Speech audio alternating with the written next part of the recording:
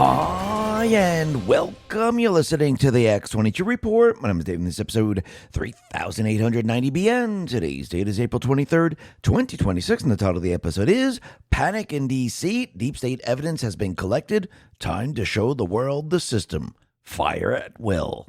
Have you ever seen something and instantly know it's going to turn heads? That's exactly what happened when I saw the Trump Never Surrender gold sneakers. These aren't subtle, and they're not supposed to be. Gold finish, red, white, blue details, never surrender right on the shoe. You put these on, people notice, period. What surprised me most, they're actually comfortable. Solid build, lightweight, and wearable. Not just something you buy and leave in the box. These are made to be worn, not hidden. And the message hits, never surrender. Isn't just branding, it's an attitude. Whether you're out running errands or showing up somewhere you want to make a statement, these do exactly that without saying a word. Even if they're not your style, I bet there's someone in your life that would support these in a minute, and they make a great gift. If you got a Trump supporter, a collector, or someone with an unapologetic style, this is a win. They're unique, they're different, and they're bold. If you want to grab a pair, our amazing audience will get a 30% discount while inventories last. Go to themagaoffers.com/X22. That's themagaoffers.com/X22. Don't wait on this. Inventory is moving fast, and once these sell out, that's it. Grab your pair, make the statement, and wear something that actually stands for something. Or just click the link in the description. Let's get into the economic collapse, political, and geopolitical news. Now, the deep state, the corrupt politicians, big tech fake news, the puppet masters, you can see they are so panicked right now because Trump and his administration, what are they doing? They're exposing the deep state system.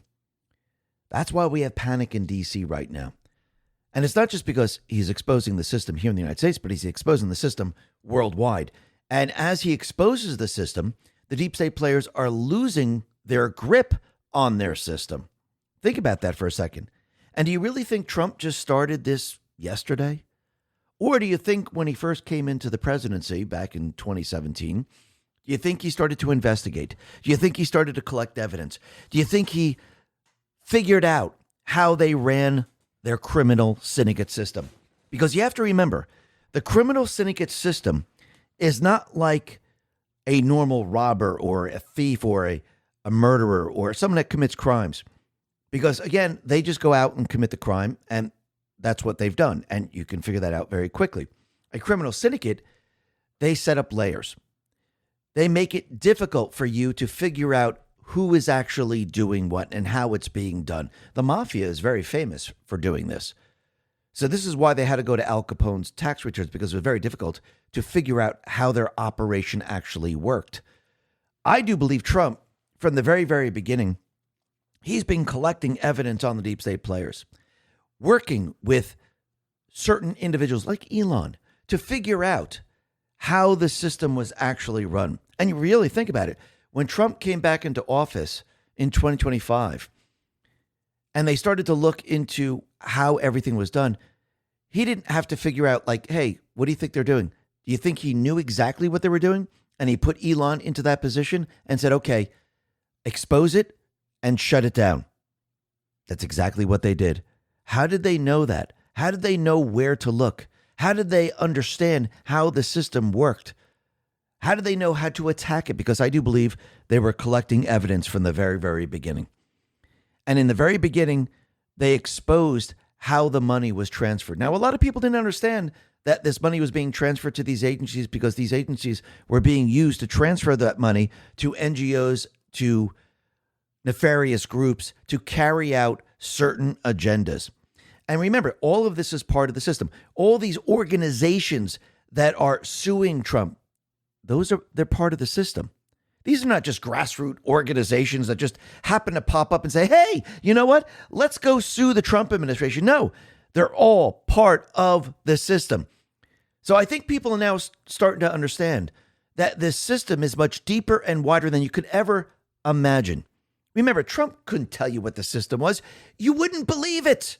You wouldn't understand it. He had to show it to you every step of the way. And that's exactly what he's doing right now. He's showing the world how the deep state system actually works.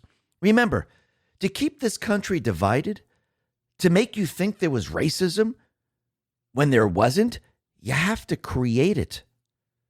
To keep you divided, you have to put out fake information. You have to put out fake statistics.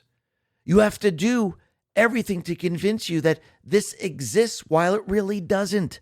Remember, the deep state created a world that we live in today that really doesn't exist. They made it up to convince you of all of this. They convince you that, hey, paying taxes is going to keep the government operational. It doesn't. It keeps you enslaved. They convinced you that there's people out there that are hateful and they're coming to get you. The Nazis, the Aryan groups, the Patriot Front group. But they don't exist. It's all made up. And now Trump and team, they're exposing it all. Everything, and it's hard for people to believe this, everything that you believed, everything that you've known is an illusion. You've been truly living in their matrix, and they've been controlling you through TV programming, through the fake news, through these organizations that they set up. It's all been a lie. And that's what Trump now is showing the world. He's showing you what their system is. And yes, there's going to be a lot more. This is just the beginning. And he's telling his administration to fire at will. Show the people now. It's time to bring down the entire corrupt temple that they've created. And we're starting to see that now. And it's becoming clearer and clearer every single day. And think about it. They had the individuals in D.C. where they guarded the entire system. Yes, the Ds were to continually push their system along, make sure that no one would stop the system, no one would touch their system. Anyone that tried to investigate or do anything, you had the DOJ, the FBI, and the rest to try to stop them. And those people that tried to rise up or go against their system, they arrested those people. If you tried to speak about it on social media, they shut you down. This is all part of their system. They controlled it for a very long time. They controlled the people for a very long time. Now Trump and team, they're dismantling it every step of the way. When you hear about 9/11, when you hear about terrorism, when you hear about drug running, who do you think controls all of that? Again, it's a gigantic lie to keep you in fear, to keep you divided. Now Trump is exposing all of that. Trump is showing everyone this is their system. You've been living in it. You've been lied to. And they've been controlling you every step of the way. And I think people now are starting to understand that. Now, again, 4 to 6% of the people, they're not going to be able to really comprehend this. They'll be lost. We'll have to explain this to them a little bit later. But as the system is continually exposed, those people that are thinking logically, those people that are awake now, who are snapped out of it, they can accept this information. And yes, you're going to see how the system actually overthrew the United States government.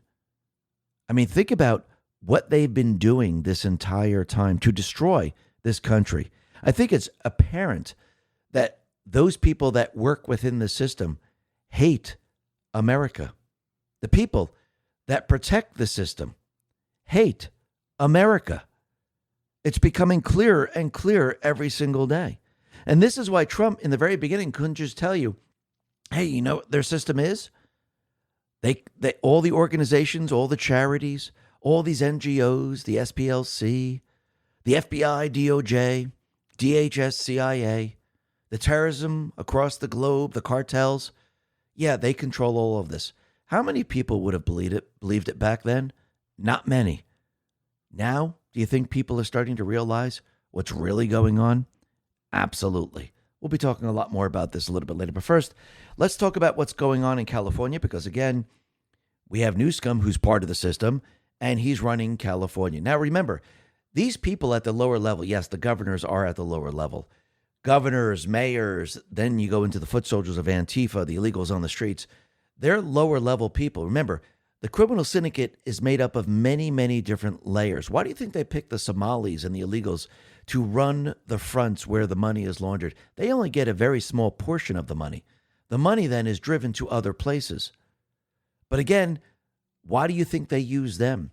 Because they could be sacrificed at any moment. Because again, who's really calling the shots? It's the upper levels. And they want everyone to believe, look, it's the Somalis. They did it on their own. No, they didn't. But when you look at California, you could see they were trying to stop people from getting permits after the wildfires because, again, the system had different plans for California. And Trump, he decided to intervene in the California rebuild process. And guess what's happening? They're being forced to issue permits.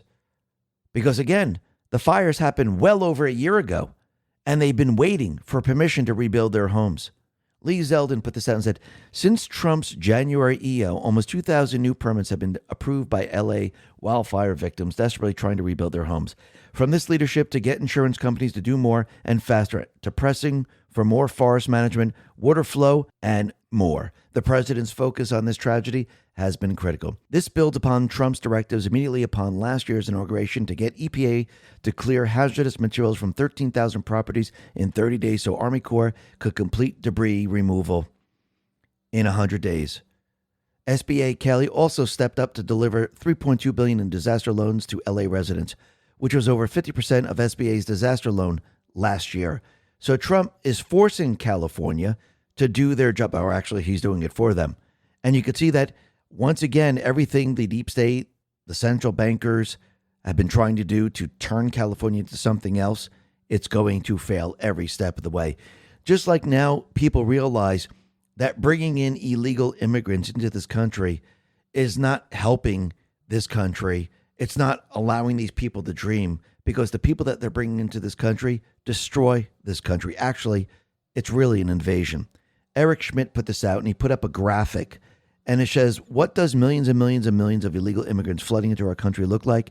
Every blip in this animation represents 100 people, and all you see is dots, thousands upon thousands of dots heading to the United States, and each one of these dots is 100. Kevin Roberts says, this is an invasion, not an immigration. No country can take in this many foreigners and still remain the same country. Conducting the largest mass deportation in our nation's history is not optional. The survival of America depends on it. Absolutely. And when you look at what the illegals have done to this country, they have drained the resources of this country. And this was done on purpose because, again, how do you launder the money? Remember, a portion of the money goes to the illegals. The other portion is laundered away. And this is part of their scheme. Rapid Response 47 put this out and said, under Biden, the cost of educating illegals reached $80 billion a year, a massive burden on American citizens. Thanks to Trump's strong immigration policies, migrant school enrollment is plummeting, freeing up resources for American students and families. In Utah, educating illegals cost the state taxpayers $650 plus million in 2023, and lawmakers were forced to deploy emergency funding to keep up with the strain on the public school system. The school year, Utah's K-12 public schools saw the largest decrease in enrollment in 25 years, which the state superintendent attributed to large part to slowing in migration. Absolutely. In Florida, educating illegals cost the state taxpayers $4 billion in 2023. This school year, the number of foreign students entering Miami-Dade County public schools fell by more than 80%. In New York, educating illegals cost the state's taxpayers more than $4.6 billion in 2023.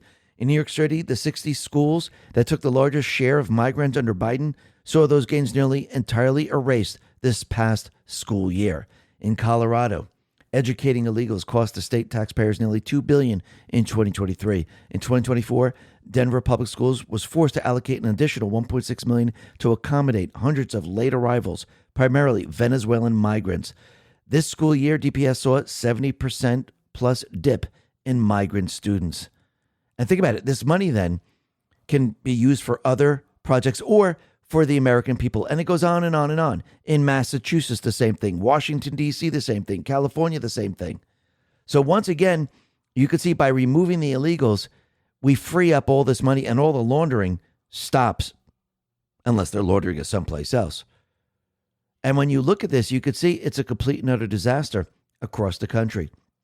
Trump retweeted this. He's pointing at Matt Walsh. It says, we import the third world and force working class Americans to feed and house them at gunpoint. Civilizational suicide. And that's exactly what it is. And think about what they did out in California. A conservative think tank claims Gavin Newsom spent $1 billion to import 400,000 illegal aliens. And once again, this money, where's it come from?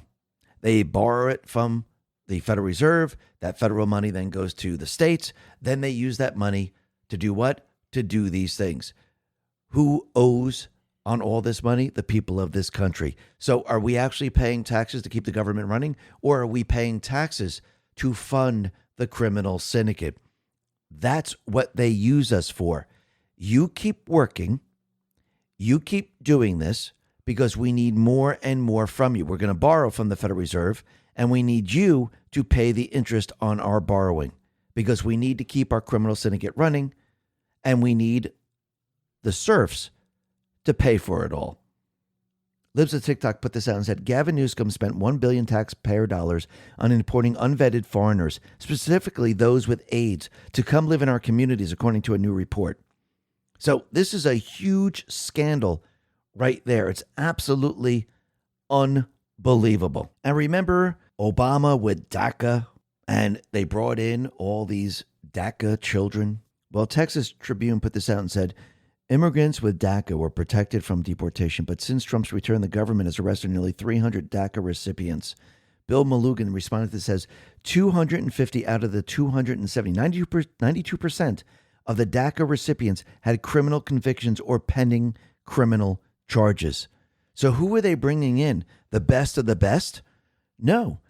As we can see, they've been bringing in the worst of the worst, because what were they doing?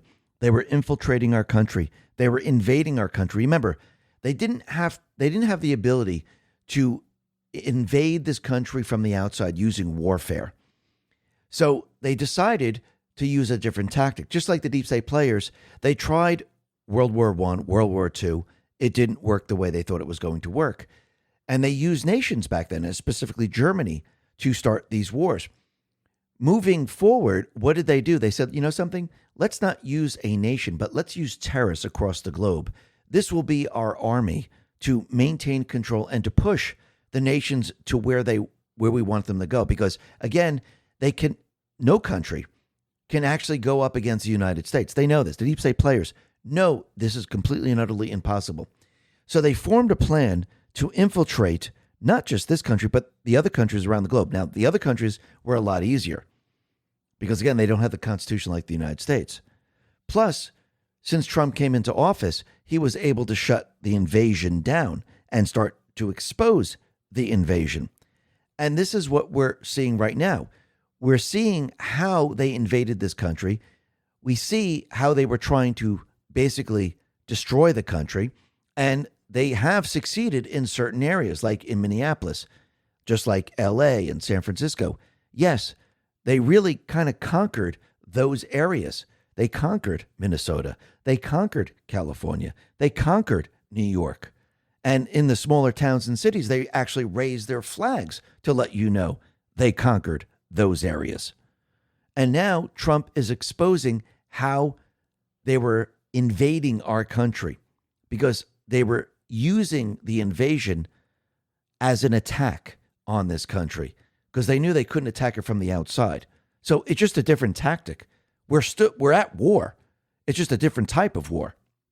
And you can see every step of the way, they're trying to get their foot soldiers to attack the government troops. Now, remember, the government troops are CBP, ICE, the police, and they are going after those people that were brought here illegally. Those are the deep state troops.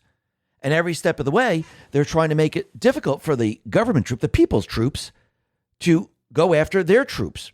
And this is very easy to see out in California because they wanted the ICE agents to be unmasked and wear visible ID. So makes it easier to attack them, to go after them, to expose them. And basically, they tried to create a law to do this out in California. And you know what happened? The Ninth Circuit Court of Appeals has issued an injunction blocking enforcement of California's new law that requires ICE agents to unmask and wear visible ID. arguing it violates the Supremacy Clause because it attempts to directly regulate the United States in its performance of governmental function. California is enjoined from enforcing the law pending appeal.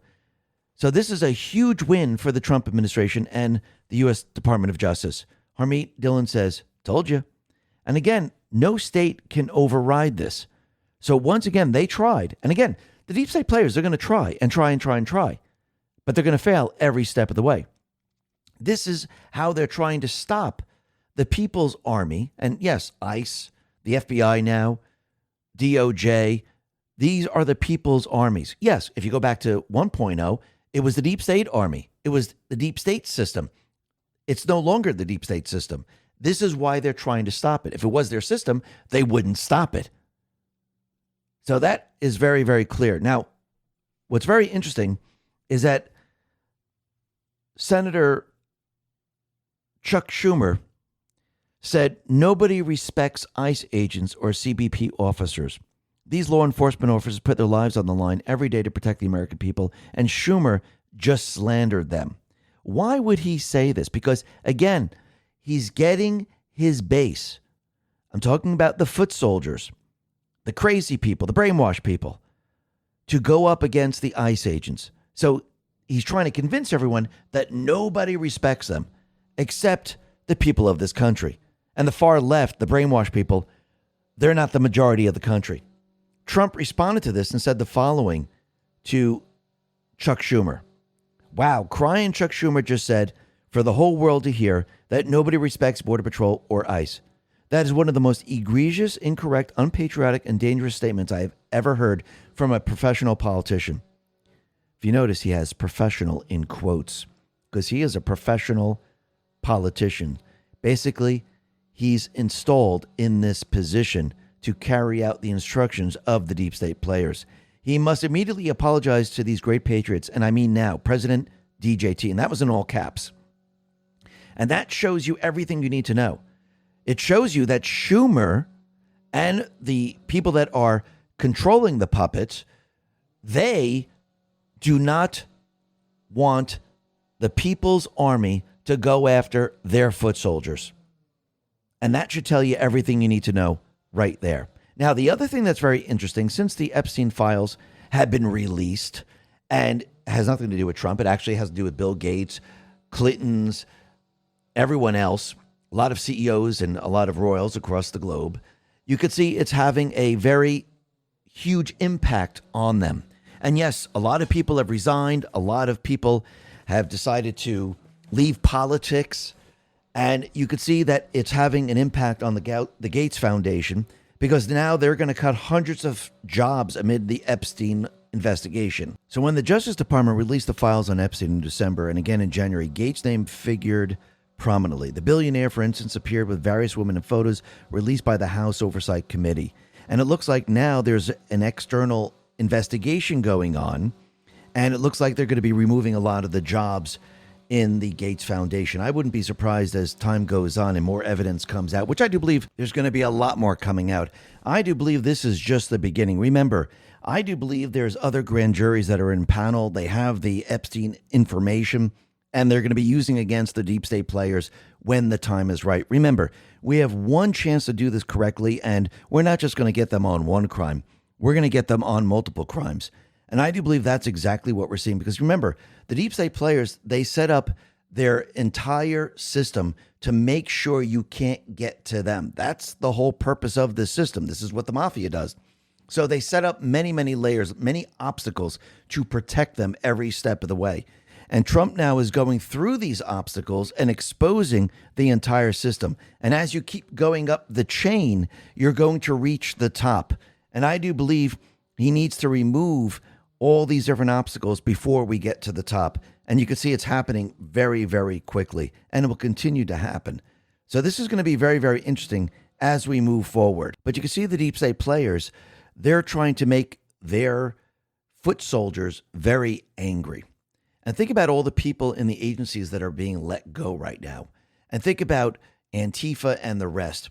They put out stories on purpose to make them angry against President Trump, against the government, Because in the end, when they want these people to riot, they have them pissed off and angry. Think about the story that NBC News just put out.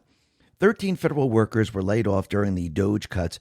Tell NBC News they struggled to find work, had to move, or took major pay cuts after their agencies were gutted.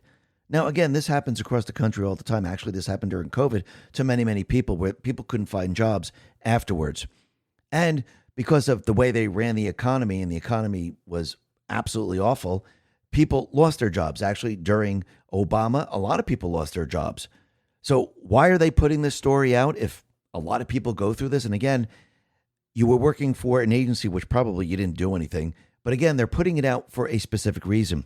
They're putting it out because in the end, they're pointing the finger to who you're supposed to be angry at. Because when the time comes, they want you angry at Trump, at the government. Because when the time comes, when there's a riot, they want you to join in.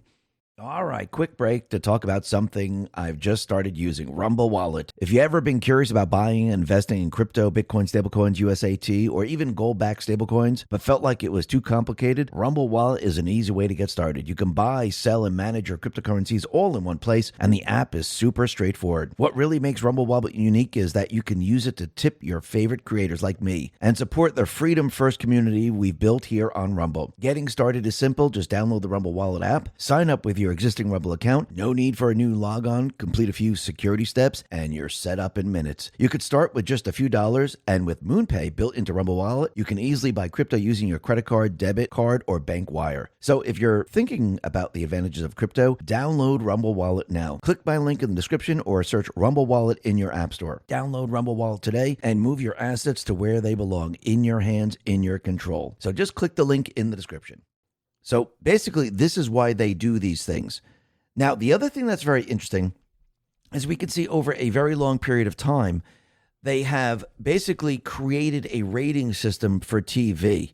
But the rating system actually doesn't work because, again, it doesn't really inform the parents of what's good or bad for the children. And it looks like Brendan Carr right now is about to change this. Now, I do believe they did this on purpose because, once again, they're trying to brainwash the children. So Brendan Carr, he put this out and said, years ago, Congress passed a law, and that was 1996, that empowers parents to decide the types of TV programs that are appropriate for their kids by standing up a TV show rating system. But recently, parents have raised concerns with the industry's approach, including the ratings creep. Specifically, they argue that New York and Hollywood programmers are promoting controversial issues in kids' programming without providing any transparency or disclosures to parents. This undermines the whole point of law and the rating system parents rely on. The FCC is now seeking comment on whether the industry's approach provides parents with types of information and disclosures relevant to them today. So Brendan Carr is criticizing the current TV parental guidelines rating system. TVY, TVY7, TVPG, TV14, etc. All these different labels. So this is a long-standing complaint of ratings creep. Over time, the industry has gradually allowed more mature or boundary-pushing content under the same ratings label. What used to require a TV14 or a TVMA rating now often slips into TVPG or even lower kids' ratings. Parents say the labels no longer reliably signal what's actually in the show. Gee, anyone shocked about that? Carr argues that the writers and producers in the entertainment industry are inserting gender identity, transgender, gender non-binary themes into shows aimed at young children, and then rating those shows as perfectly appropriate for little kids. TVY or TVY7 with no warning or content descriptors at all. Again, this was done on purpose. So Carr says the whole point of the rating system was to give parents real power to decide. Right now, many parents feel the system is failing them on this particular topic because a show can have transgender character storylines about gender transition or non-binary identities and still get a clean for young kids rating with 0 heads up. That defeats the purpose of parental empowerment. And that's absolutely true. And this is how they actually bypass all these things. So the ratings actually are pretty meaningless at this point in time. And this is why parents must be parents. Just because it looks like a kid's show, just because it has AI or cartoon figures or things like that, or puppets, it doesn't mean it's safe for the children. And this is why parents need to start parenting once again. Yes, The government can assist in many different things. But again, if you're going to let your child listen or view something, maybe you need to look at it first before you allow them to do it, because this is how they've been sneaking this information in. And as of right now, you can see that he's going to be putting an end to this. But again, it still means that parents still must control what their children do. But let's see how this all plays out. This will be very, very interesting. Now, the other thing that we could see is that the calls for British Prime Minister Starmer to resign are getting louder and louder right now. And again, I do believe Trump was trolling Starmer when he said he made a bad decision on Mandelson, because I think he knew that Starmer always knew that he went down to Epstein because they're all involved in the same criminal syndicate. And I think the people now of the UK, they're looking at Starmer. They see him as weak. They see him as a liar. And I think the people now are saying enough is enough. So we're going to see these calls get louder and louder as time goes on. Now, the other thing that we could see is Trump now, he's putting a lot of pressure on the deep state players, especially out in Iran. And think about it. Trump has used the narrative nuclear weapons because, again, who gave them uranium? Oh, that's right. It was Obama, Clinton, and the rest. And I do believe the regime there has been instructed not to give in to Trump's demands, to push back as hard as they possibly can, because they know once that uranium is removed from Iran and sent back to the United States, they are screwed big time. And you have to remember, the criminal syndicate has always been involved in the terrorist organizations, in the cartels, and we actually have proof. Remember going back a little bit in time when Kerry was visiting the Iranians while Trump was in office, his first term? Remember when Senator Christopher Murphy admitted he secretly met with the Iranian regime in Munich? Because again, they're part of the criminal syndicate. Yes, Iran is part of the criminal syndicate. Starmer, Macron, the EU, they're all part of the system. It's hard to believe, but yes, this is their system. And yes, the individuals that you think are senators and representatives, they're not. They're installed criminals, and they're sitting in seats in D.C. And basically, he actually admitted, remember, this is the individual who actually said awesome to a post where an individual said at least 26 Iranian Shadow Fleet vessels bypassed U.S. blockade. And he said awesome. Now, of course, he's saying that was sarcasm. But now, since we know that he actually admitted that he met with the Iranian regime back in 2020, we know it's fake. James Wood responded to this and said, the failed Russia hoax was designed to give causation to a bogus impeachment. Here, however, we have actually a collusion between a United States senator and a representatives of a nation-state enemy. What should be the punishment if true? I do believe it is true. And again, these people should go directly to prison. So once again, you could see that the deep state system, they are in line with Iran, in line with Venezuela, in line with the cartel, in line with the terrorists, in line with all of this because it's part of their system. And what's very, very interesting, it looks like Pete Hegseth went ahead and basically removed Secretary of Navy John Phelan. And this is very, very interesting. And Kelly Meyer explains, I'm learning more about the firing of Secretary of the Navy John Phelan, which wasn't as abrupt as it might seem. A U.S. official tells me that this is something that has been brewing between Phelan, Secretary Hegseth, and Deputy Secretary Steve Feinberg for months now. Phelan has been at odds with the Department of Secretary and the Secretary since last year. He has been reluctant to make the changes within the Navy necessary to modernize the service. The official adds that Phelan struggled to get the Navy to increase shipbuilding numbers. He did not recognize the chain of command and the department and did not run it through the leadership of the department, I'm told. I was at Mar-a-Lago in December when Phelan joined President Trump for the announcement of 2 new Trump-class battleships, the first in a Golden Fleet of Navy ships. He was not making progress, so the department decided to make changes. Based on protocol, the secretary would have to get the president's approval to dismiss him. This all comes during an active conflict with Iran as President Trump's naval blockade in the Strait of Hormuz remains in place. The USS George Bush aircraft carrier has been deployed by the U.S. Navy toward Iran. She is set to arrive in the coming days. The USS Ford is likely to leave the region. The USS military remains postured and ready to go whenever needed. Everyone is in wait-and-see mode. So that's very interesting. So was he not following the chain of command? Did they finally say enough is enough? It's starting to seem that way. And again, this is what the deep state players like Kelly and Slotkin actually wanted. They wanted certain individuals within the armed forces not to abide to the chain of command. They wanted people to go against President Trump. And I do believe this is why Secretary of War Pete Hegseth and President Trump brought the generals into D.C. to remind them that you must remember your oath. Remember, your oath is not to a president. Your oath is to the Constitution, to fight enemies foreign and domestic. And he wanted them reminded of this because he knew what the deep state players were going to try to do.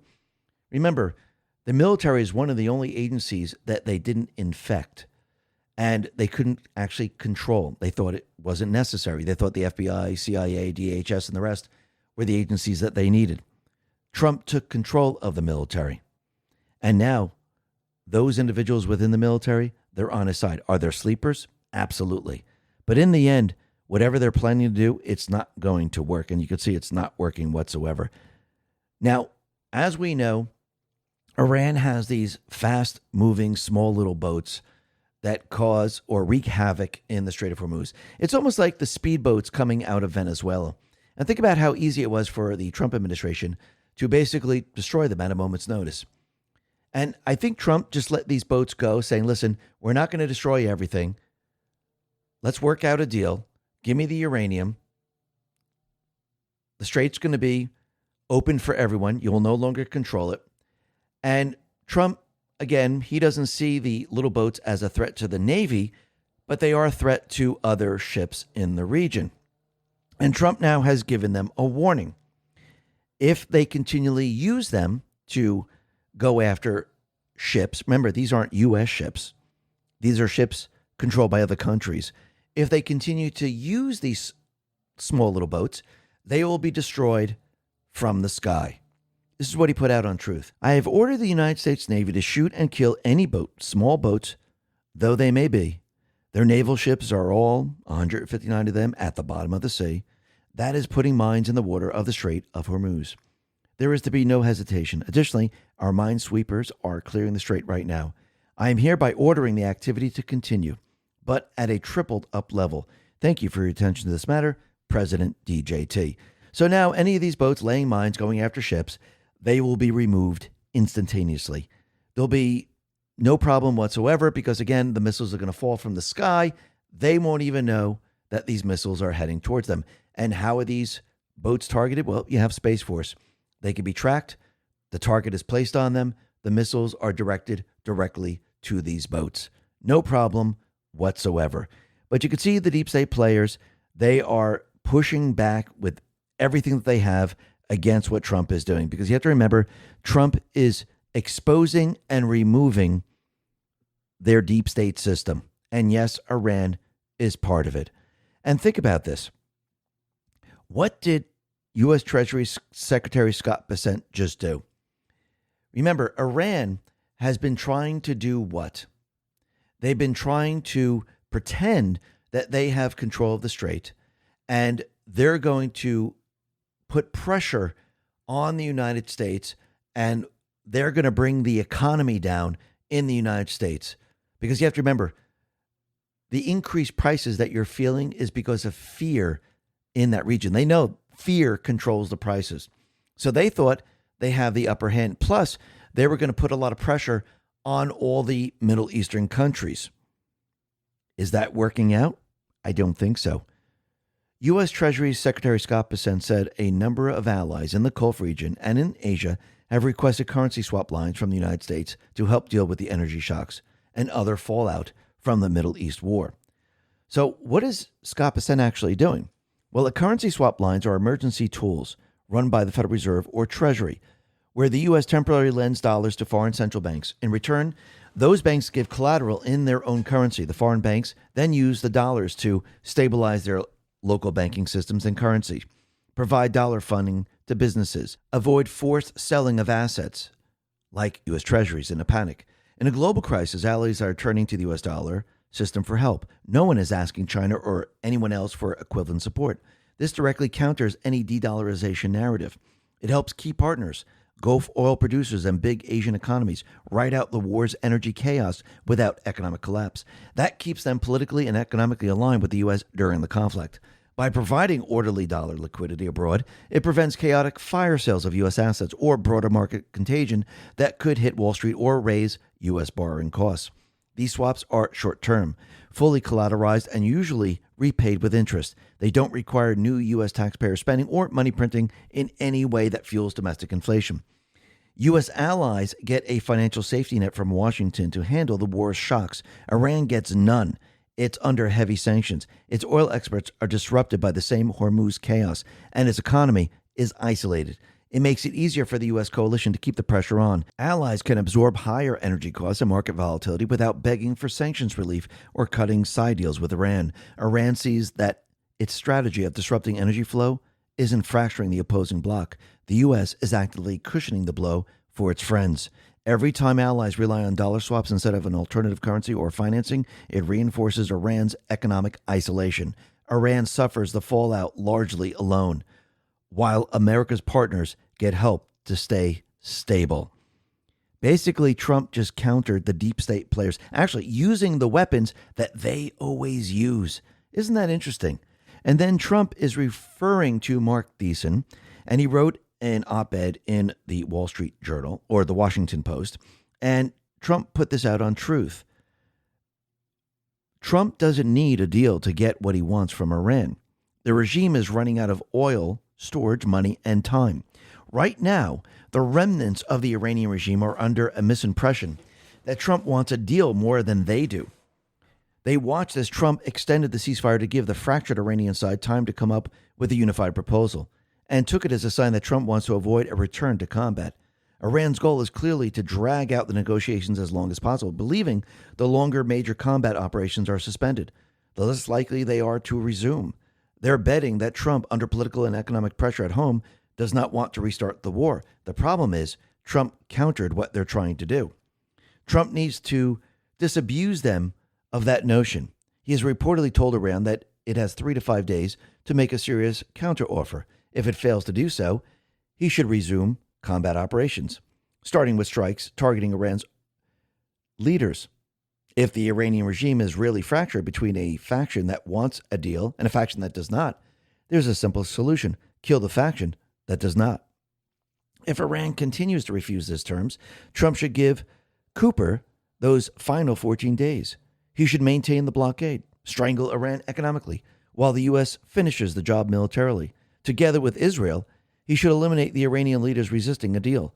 He should execute Cooper's plan to open the Strait of Hormuz by force to all traffic except Iranian ships. And then he should issue Iran's remaining leaders a final ultimatum: capitulate or the U.S. will destroy Karg Island, through which 90% of Iran's oil flows, delivering a permanent blow to the Iranian military, which depends on that revenue to sustain its power.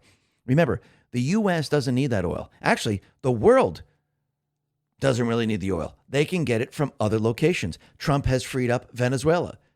The U.S. is open for business. And soon as Trump removes the sanctions from Russia, Russia will also be able to sell oil. So there'll be many, many places to get the oil. We don't need it from the central bank system that they set up a long time ago. And you can see Trump has the leverage. They do not. But why are they pushing back so hard? Because they don't want to give up the uranium. Because again, who's implicated in everything Iran? It's Obama, Clinton, and the deep state players. And this is why they're giving so much pushback. Rapid Response 47 put this out, and this is coming from the press secretary.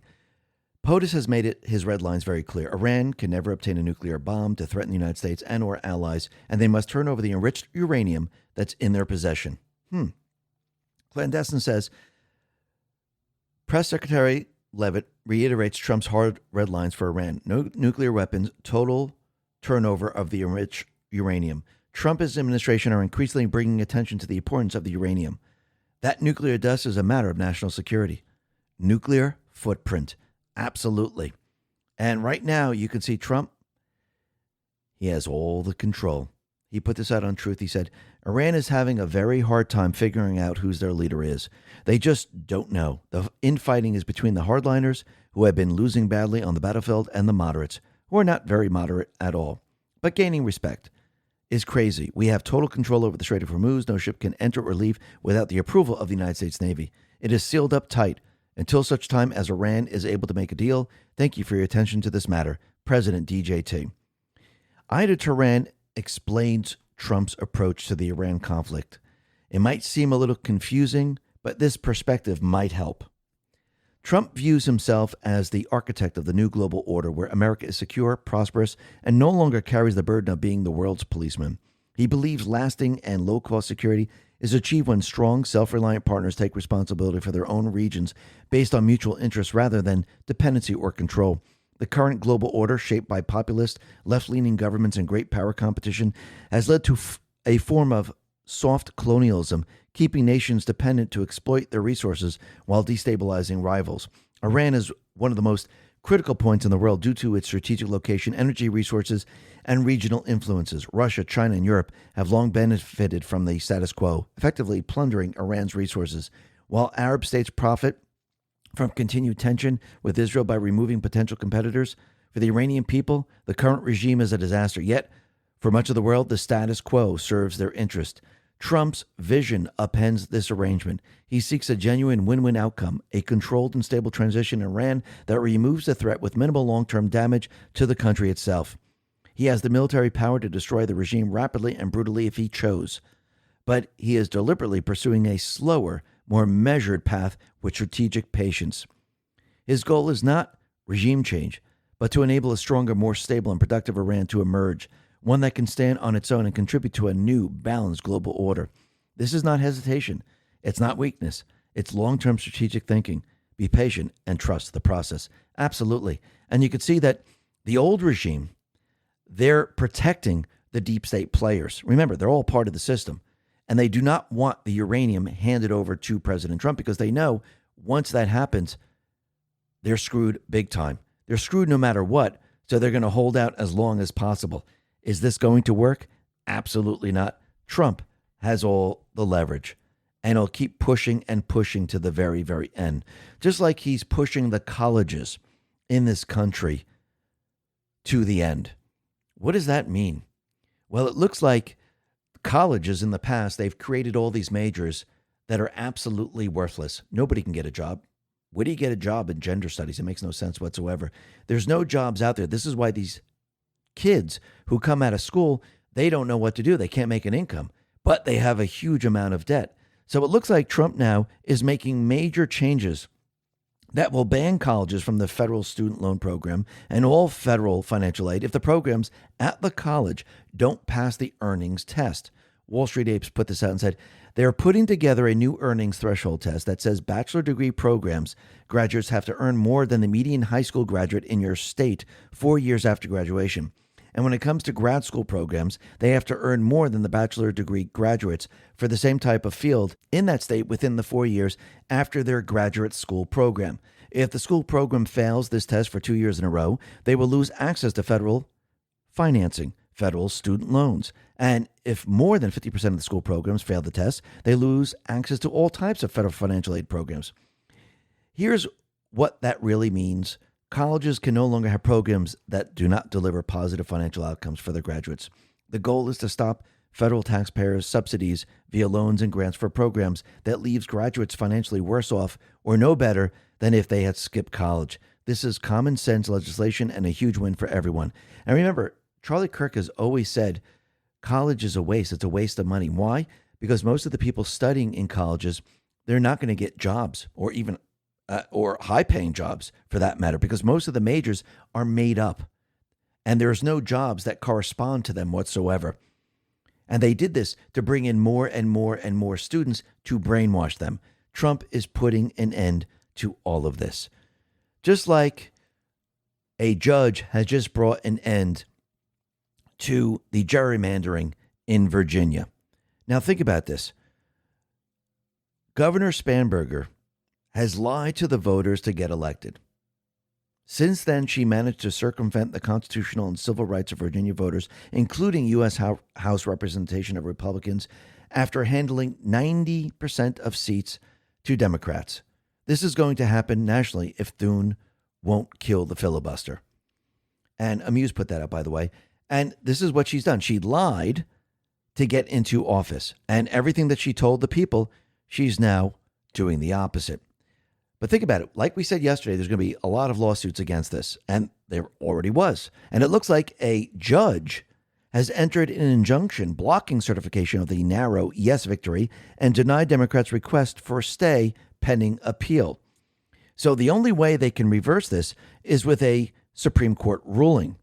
And think about it. Trump has let us know that they cheated in the election to get this passed. Of course, they worded the referendum so people couldn't understand it. And in the very, very last minutes of the election, what happened? All of a sudden, the votes that said yes just shot up, just like we saw in the other elections. So basically, everything they tried to do has completely and utterly failed. And again, DeSantis in Florida says, no matter what happens, we're going to counter all of this by giving the Republicans more seats because Florida has changed. So if the injunction sticks and they don't get their seats and Florida picks up more seats, who's winning in all of this? It looks like the good guys are winning. Why? Because the Patriots are in control. That's why. But look what else is happening right now. We could see the deep state players, they're now panicking over the SPLC. And remember, the SPLC, it's part of the system. And when you look at all the other organizations that are going up against Trump, suing them, you can actually put the organizations in the same category of the SPLC. They're getting their funding via NGOs. This is part of the deep state system. And think about it. The SPLC, and Kenneth with Great put this out, placed all these mainstream conservatives on their hate map and extremist list. So this was right alongside Nazis, Ku Klux Klan, Aryan race groups, and the rest. So it was Charlie Kirk, Ben Carson, Steve Miller, and Dennis Prager. Does that make any sense? It does when you look at it from the point of, hey, they're part of the deep state system. Now it makes a lot more sense. And think about it.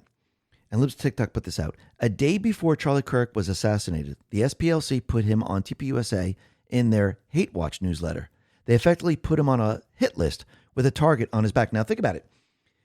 The deep state system, we had the FBI, the DOJ 1.0, DHS, the rest of the organizations. They used other organizations to carry out their dirty work. Why? Because it's plausible deniability. Hey, we had nothing to do with that. But they gave them instruction. It's almost like the FBI telling the social media platforms, censor that person. The FBI didn't censor them. They told the platforms to do it, and the platform did it. So when they did it, people said, well, it's not against your constitutional right because the platform did it. But then when you look at the internal memos and the emails and everything else, you find out it was the government instructing. So the government was instructing the SPLC. Now that's a layer right there. And they put out a hit marker on Charlie Kirk because they knew once the SPLC said, hey, they're just like the Ku Klux Klan. They're just like the Nazis.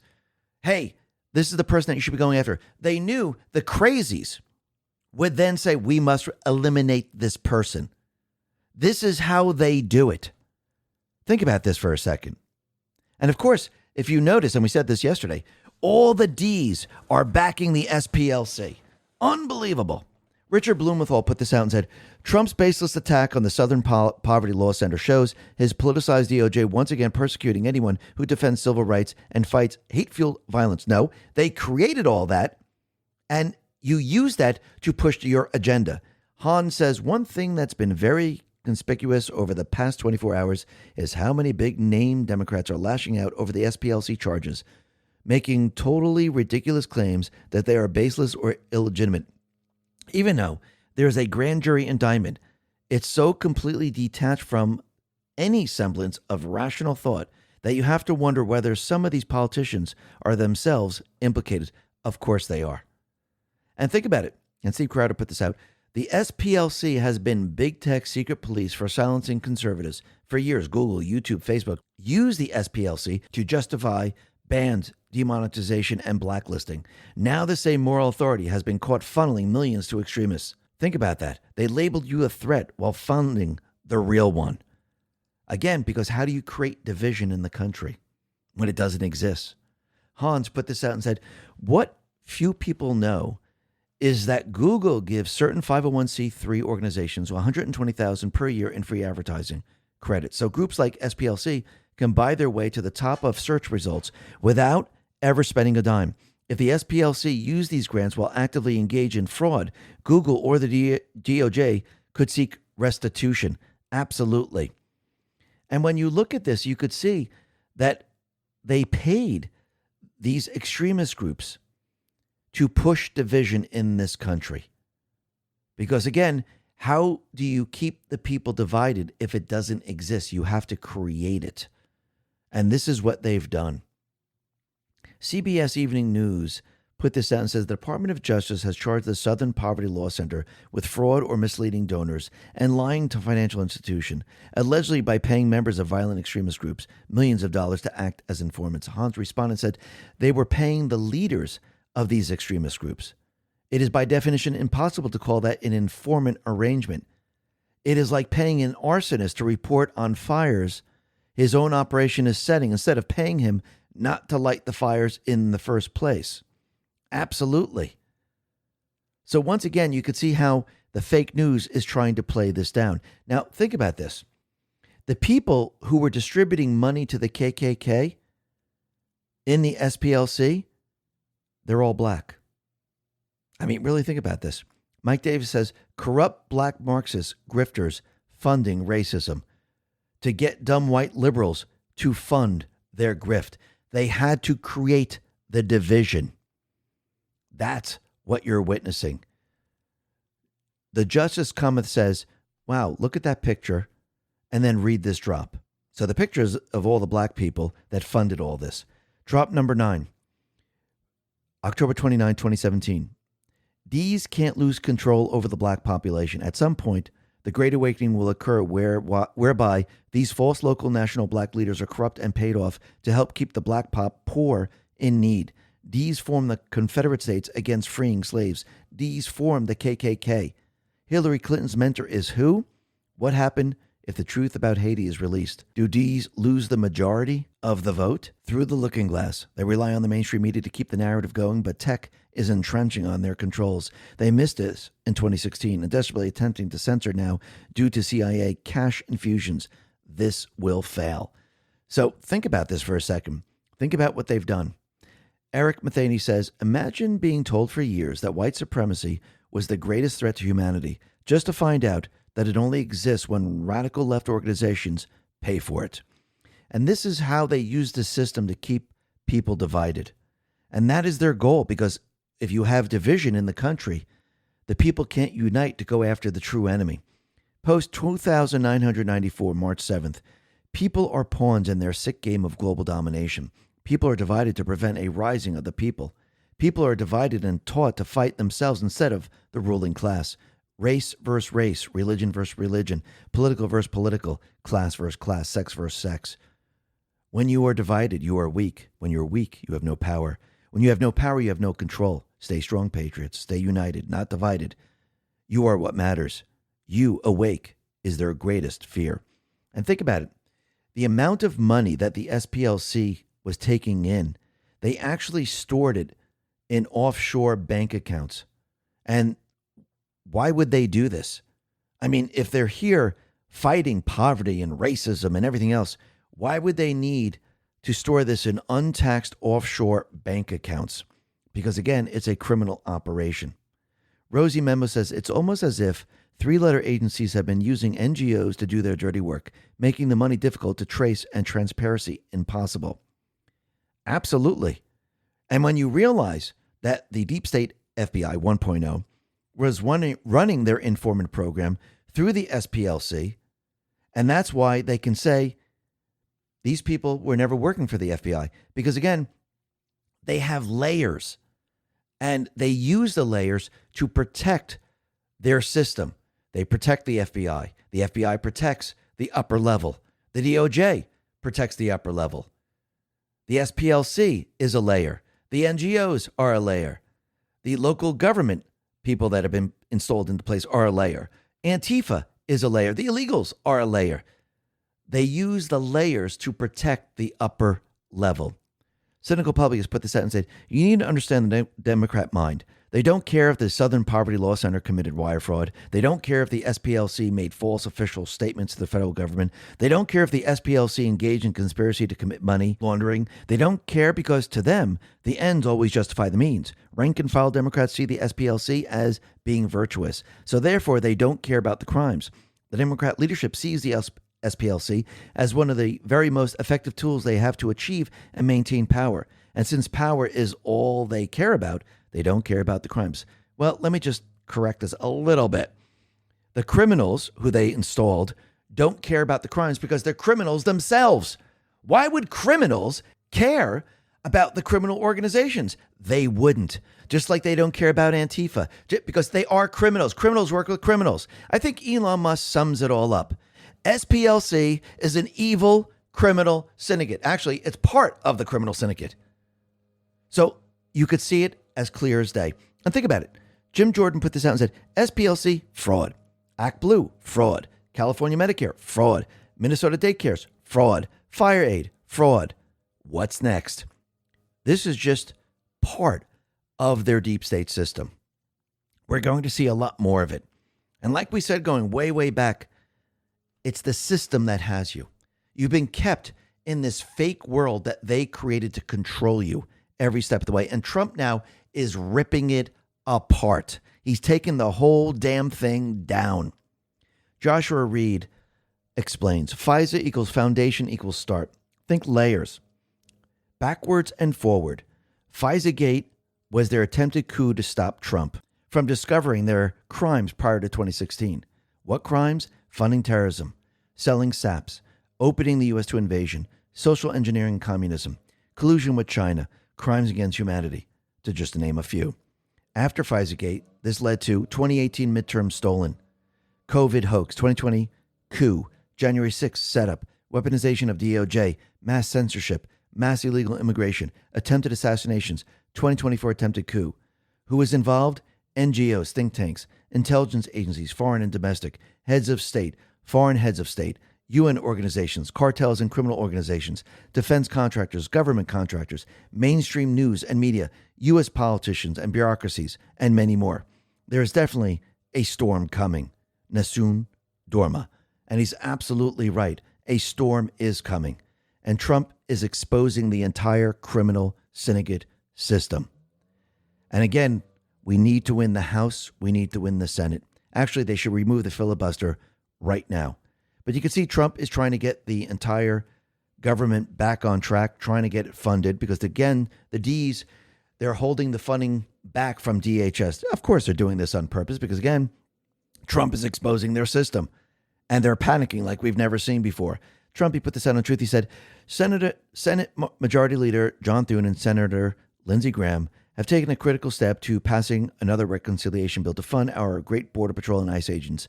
The radical left Democrats and their so-called leader, crying Chuck Schumer, one of the most incompetent senators in American history, will try to offer amendments during this process to divide Republicans. Republicans must stick together and unify to get this done and to keep America safe, something which the Democrats don't care about. Thank you for your attention to this matter. Make America great again. President DJT. And you can see every step of the way, Trump is not just fighting the Ds, he's also fighting the rhinos. Remember, this is all part of their system. And yes, you have the lobbyists, the other people behind this. He's fighting all of these people every step of the way. This is why he's counting on the midterms. This is why he's putting everything into place, making sure we can override their cheating system with absolutely no problem. This is why he has the executive order in his back pocket, just in case the Save America Act doesn't pass. And even if it does pass, it's going to take a lot for the states to change. So this way, he'll have that law on his side. It'll make it a lot easier for the executive order to say, we must do this now. And every state must comply because it's a national security threat. If the Save America Act doesn't pass, he still has the executive order. And I do believe he'll be coming out with the proof, probably the proof anyhow, to show that it is a national security threat. So no matter which way you look at it, Trump has all the leverage. He's exposing the entire system and he's bringing it all down. And the people are seeing it. The world is seeing it. The more you know. And you can see the Patriots, they're in complete and utter control of the situation. Listen, everyone, thanks a lot for listening. Be well, be safe, and especially be prepared. Thanks a lot.